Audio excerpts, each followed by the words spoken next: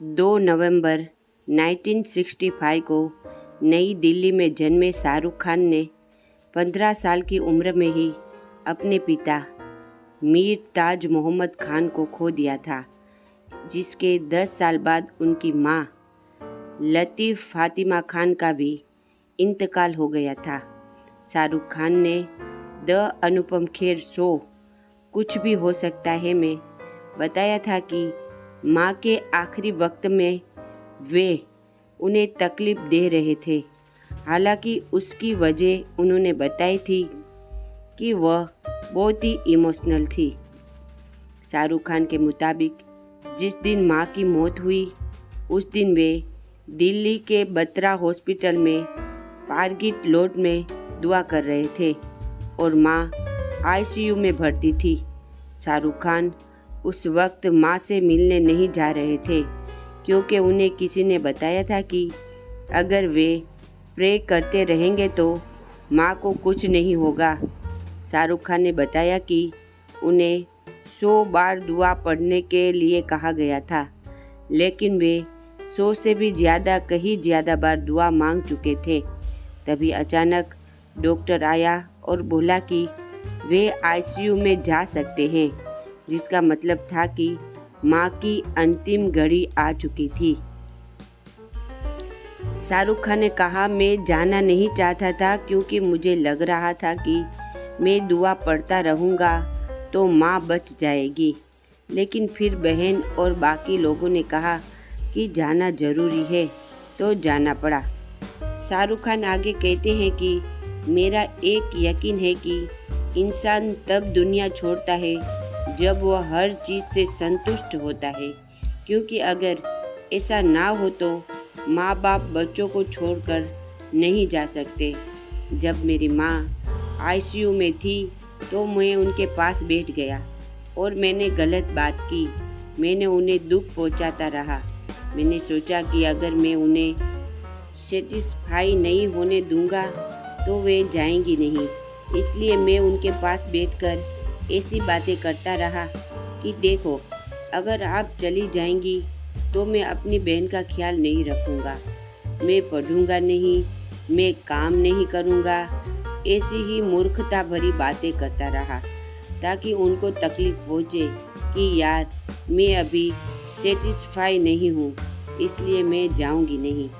लेकिन शायद ये बचपन के यकीन होते हैं, उन्हें जाना ही था।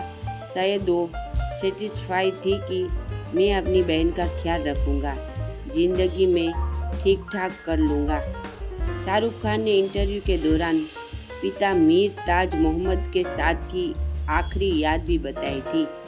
शाहरुख खान के मुताबिक पिता को कैंसर था, उनका इलाज चल रहा था और जब लगा कि वे ठीक हो गए तो उन्हें घर लाया गया।